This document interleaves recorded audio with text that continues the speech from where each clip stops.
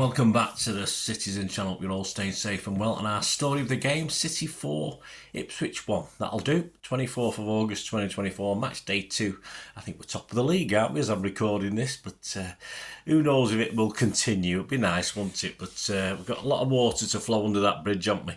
And this was a 3 p.m. kickoff, so I hope you enjoyed it wherever you watched it. And this is a serious and not so serious look at the game. Please check out my player ratings feature as well, guys, on this game. A bit more in-depth look at each of the players with Joe Bray, the Manchester Evening News opinions, and my little judgments as well for what they're worth. So please check that out. Please, if you are new to the channel, push that subscribe button, push the bell notifications, everything City past, present, as long as I can keep going. Great to have you on board. We do have memberships now, so you get early access to all my stuff. Everything's published eventually, but certainly my history vlogs, sometimes up to a year before, or even longer than a year before I get some of them out. There's a big library there, so you get immediate access to everything. And if there's something I've done on a player or a match or whatever, you can get, if it's available, a hard copy of it as well. You get the script of it as well. So you history guys, you like to read your history as well as listen to my ramblings. Yeah, just you can ask for that as a member, and you can get a copy of the scripts as well for all these productions. Thousands of them, I think, probably by now after all these years. So anyway, we'll see. Ones I can find now, there'll be loads gone in the ether, shall we say. But it'd be great to have you on board. We do have sponsors as well for the channel, so if you're interested in doing that, the socials will be on screen later on. Just contact me, we can have a chat about that. And I do film and TV stuff as well, so if that's of any interest, have a look at that. But this is all about City today, and we're going to have a look at the story of the game, City 4, Ipswich 1. Pep's 11, no changes. Yeah, he threw me a wobbler there, didn't he? That's very unusual for Pep to put two teams out the same. I got 9 because I did have Foden in my team. Of course, he was apparently poorly, although I'm sure I saw pictures of him around, but not good enough to play, of course. And I did stick Grealish in. I thought Savvy might still be struggling from injury. So I'll take 9. I was quite happy with that considering the circumstances. So the City 11 that started: Edison, Akanji, Diaz, Gvardiol, Lewis, Kovacic, Savio, Bernardo, De Bruyne, Doku and Haaland. And on the bench, Ortega, Walker, Stones, Aki, Grealish, Gundogan, Louise, Kabore, McAtee. So not a bad bench. Ipswich Town, yeah, Muric was back. He's a big lad, isn't he? You forget how big he was. Muric, Johnson, Tuanzebe, Wolfenden, Greaves, Davis, Hutchinson, Morsey, Luongo, Smodics, making his debut, I think, for them. Oh, near enough his debut, I think. Delap, of course, well known to us as well. On the bench, Walton, Edmondson, Chaplin, not Charlie, I don't think. Harness, Kajusti, Taylor, Burgess, Al-Hamadi and Townsend.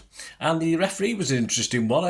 You know, my poor old eyes, I usually wear my contact lenses for the games, and they're not quite as good as my glasses, even though they're the same magnification. I have no idea why. But yeah, I was a bit confused. It certainly wasn't Michael Salisbury, I can tell you that. And my old eyes thought, oh, Michael Salisbury must have happened, and they've dragged Uriah Rennie out from the stands to referee this. But no, it was of course a guy called Sam Allison. My apologies, but I did have to do a double take on that one. My old eyes, you know, and all that. But yeah, this is only his 4th Premier League game, Sam Allison. I think that showed, didn't it? Although in fairness, Michael Salisbury's pretty rubbish anyway, so I don't think it made a lot of difference. Anyway, that was an interesting swap that seemed to pass everyone by, me included, for a while. It totally confused me, I'll admit. Right, the story of the game, 7 minutes.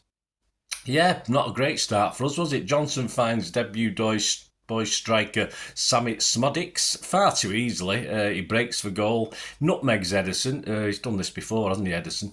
As he leaves our static defenders in his wake. Edison would Walker have got back to that? Probably not, who knows. Edison got a bit of his big thigh to it, of course, but it just agonisingly rolled slowly over the line, a bit like that Who Framed Roger Rabbit, where he was getting run over by a steamroller. It took forever, you know, just sort of, if you've watched it, you probably know what I'm talking about. If you haven't, you think, what the hell are you on about, Bernard? But yeah, a bit of a shock. I wasn't worried. They poked the bear, haven't they? Ipswich have poked the bear, and by minute 12, of course, it's 1-1 through a Haaland penalty. penalty. Savino had nipped past Leif Davis, who caught him.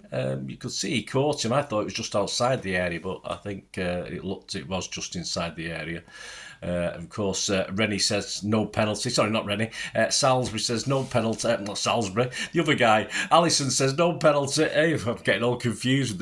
That's why I don't bother with the referees much these days. He confused me. Yes, Allison, Sam says no, but of course he's sent over to the old monitor. And it takes him about 10 minutes to decide. Yes, it is a penalty, but hey, there you go, and an easy one for Erling to slot home.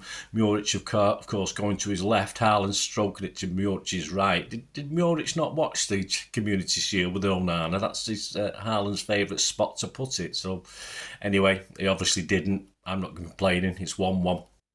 And 14 minutes, it's 2-1. Muric sort of pissing about with it on the edge of his area, and Savvy just says thank you very much. They go over in a heap, no foul, just a coming together after he'd been fanning about with it. And of course, it falls to KDB to simply stroke it home. I can only pray and be happy that it didn't fall to Rico Lewis, because he probably would have hit it over the bar or hit the bar with it. But thankfully, KDB was cool and calm and stuck it in the net for 2-1. And 2 minutes later, 16 minutes, it's 3-1. A great ball through from KDB. And Haaland, again, was, I wouldn't say Muric made it easy for him, but him coming out like he did made the decision very easy for Haaland for what to do. Simply nodded it past him. But very calm. I've seen strikers miss these. I've seen Sterling miss a few of these. Takes it round him, but keeps calm to score, of course, in the unguarded net. But probably Muric, there's 2 goals you could probably blame him for, in fairness, out of the 3.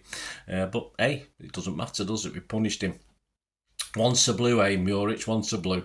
28 minutes, it should have been 4-1, but as I've mentioned before, Rico Lewis couldn't hit a cow's arse with a banjo, could he? The goal at his mercy. He just sort of blasts it when he needed just to keep calm. And I know he had to get it high because there was a sort of defender. I think the goalie was getting back. There was at least one defender, might have been 2. But there was room for him to place that in the net before that. And of course, he just ended up smacking it off the crossbar. Followed some good work by Doku, actually, who was unlucky not to get an assist yesterday. And obviously, Savvy did, but not Doku. 29 minutes, KDB sends a lovely shot. I mean, I thought it was one of those shots where you think it's took a deflection because of the way it sort of dipped back down again. But with Muric well beaten, again, it hit almost the same spot, I think, as Rico Lewis's shot had hit a bit earlier. But again, bounced to safety. 42 minutes, yes. One problem with Savvy, he doesn't know how to defend, does he? He's a bit clumsy. He did it last week at the bridge, if you notice, and he did it this time with Leif Davis. This time, a referee again said no, but there was a coming together. I've watched it once on replay. It's definitely a coming together, and I'd be a bit disappointed. I think the ref would give it. I don't think VAR would have overturned it, and of course VAR didn't get involved because this guy was probably going down before he got hit. So yeah, just clumsy from Savvy. He's got to improve that. We don't want him coming, but if he's going to come back to the 18-yard box, don't be bringing players down, because it's not always going to go our way, unfortunately. So we got away with that one, I think. Plus 5 minutes injury time, and 4 minutes into that, KDB blasts high after good work from Doku. Yeah, we needed a bit more calmness from KDB on that one, but never mind. Half-time thoughts, yeah, Ipswich are hanging on, aren't they? But at least the Reds hadn't gone, had they? If you watched the game against Liverpool last week, once Liverpool had taken the lead, they just collapsed in a heap, Ipswich. I mean, but of course, with so long left, I suppose, they just were hopeful keeping it. They kept it quiet at 3-1. So their heads didn't go down, all credit to them. So the second 45 was just a matter of finishing it off, really, wasn't it? Because they hadn't really threatened anything. 48 minutes, Kovacic ends up with a bit of a painful bum, I think. I think he got kicked up the arse by, not Pep, Muric, I think, not Muric, Delap, that's it, the other ex-City bloke. So I think there's a coming together, and he couldn't continue, so he went off. Hopefully it's not too bad. 50 minutes, he was replaced by Johnny Stones. 59 minutes, Diaz was booked for a foul on the debut boy Schmedix, or whatever he's called. 65 minutes, almost a third for Haaland. Lovely, great cross from KDB, hung it up. Haaland met it superbly. Couldn't have done much differently, all right? He could have headed it 2 or 3 feet slightly different way, but Muric acrobatically turns it over. But I don't think he really did too much wrong. He headed it quite well, and Muric was an okay save. It looked better than it probably was. 71 minutes, Gundo and Grealish on for Savic and Doku, of course. Gundo on to the usual. Big cheers. Yeah, welcome back, Gundo. I'm not going to get carried away with it, but welcome back, mate. 88 minutes from distance, Haaland places it into the corner, of course, to finally put the game to bed at 4-1, although it's probably to bed at 3-1, wasn't it? Lewis had done well, I think, to shield the ball from the defender. And for me, again, Muric seemed a little bit slow. He might have been, I've not had a chance to reanalyse the goal, but it looks as though he might have been a bit unsighted. He just looked a bit slow to get across to me, but I'm not complaining again. 4-1 for City, hat-trick for Old Erling. 90 minutes, McAtee and Nunes came on for 4 or 5 minutes, replacing KDB and Haaland, the goal scorers, of course. So we did have 5 minutes extra time, and in that time, Grealish was booked for diving. So well done, Jack. You made an impression. XG on the day, 3 point. Again, this varies. I've seen 3.36. I've seen 3.37. That's XG philosophy, and I think Ipswich's XG is more or less. Most people confirm that at 0.36. So they did well to get a goal, didn't they, at that? The stats, yeah, pretty one-sided. Shots, 14 for City, 5 on target. 1 for Ipswich, just 1 on target. 1 shot on target, 1 goal. It's normal. City resumes, doesn't it? Possession, 76% for City. Passes, 755 against 245. Percentage accuracy of our passing, get up. I like this one because there's a lot of neat pressing by Ipswich and a lot of men behind the ball, and we did well to get this, I think, and this is what I like to see. 92% accuracy of passing for City, 81% for Ipswich. 15 fouls by them, 4 from us. We got 2 yellows, of course. They got 3. Offsides, 3 for us, 1 for them. And corners, 10 for us, 1 for them. And the City man of the match, well, they gave it Haaland. I'm not going to disagree with that. A lot of people put Lewis up there, but yeah, no lack of effort. But he'd be churlish not to give it Haaland. And of course, Haaland gets the headline of the day, as it's just another day in Haaland's world, isn't it? He's scored against all Premier League teams he's played against now. But he's only just started his 3rd season, so pretty impressive. And the Sunday Mirror headline simply said, it's 007 Haaland. City striker has a licence to thrill as he hits a superb 7th Premier League hat-trick. Well, there you go, guys. Story of the game. Me all confused with referees. Managed to get 3 referee names in today. I won't be mentioning referees again unless there's something drastic. But yes, all's well that ends well. Good. The atmosphere was fine. It was okay. As soon as the City fans did sing for about a minute, Ipswich fans were giving it. It's playing a little football in the library and all this crap that the Championship teams always sing and stuff like that. But hey. Ipswich are okay, but generally I thought the City fans were okay yesterday, atmosphere-wise. It wasn't bouncy, but it was nothing wrong with it. It was fine. So if any Ipswich fans saying it's crap, they're talking through their arse, so don't worry about that. Anyway, there you go, guys. Of course, thank you for watching this. Hope you enjoyed it. Of course, soon, I didn't know that, special look at the new City programme. Yes, a little bit of hype from City about the content of this programme, about the new articles, etc. I'll be the judge of that, guys, whether it's any good or not. So join me for I didn't know that, City versus Ipswich. A look inside the programme. And up soon, of course, we've got a couple of things about West Ham, haven't we? We've got a Pepsi 11. That'll be out for match day 3. Trip to West Ham, I'll be there. So before I go away on my hauls for a couple of weeks, I'm going to miss Brentford at home. But well, you can't. You've got to live your life, haven't you? I'm gutted, but these things happen anyway. So I've got West Ham in anyway before I go away, and then obviously miss the Brentford game. We're back for Arsenal, so that's all right. So there'll be a Pepsi 11 on that one. The game at West Ham, and of course a special City 1:30. Yes, I'm going to mess around with these this season. The format will change slightly. This is an interesting one. It's not very often when we have old games. The first time we played West Ham at the Boleyn Ground, or Upton Park as I knew it, back in 1924. No, I wasn't there. Don't start.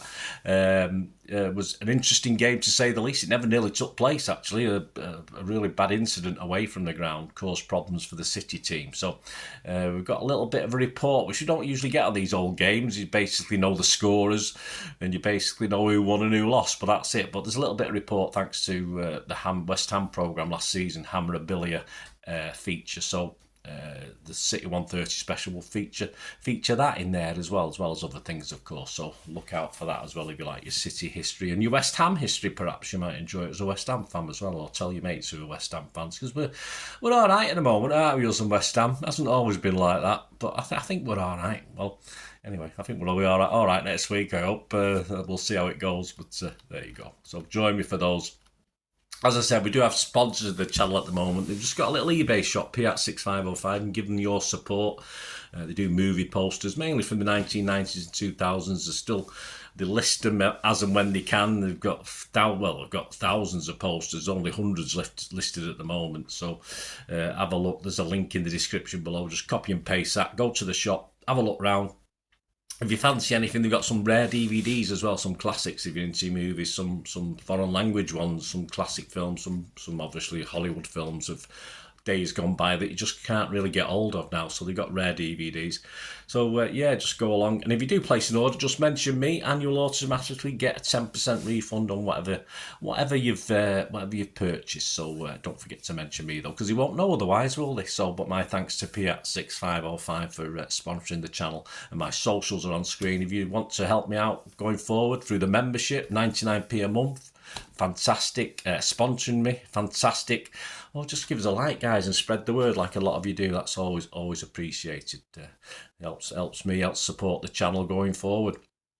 Right, until we meet again, I'll ever ask one thing, don't I? Please stay safe, everyone, especially you Blues. And come on, City. Bye for now.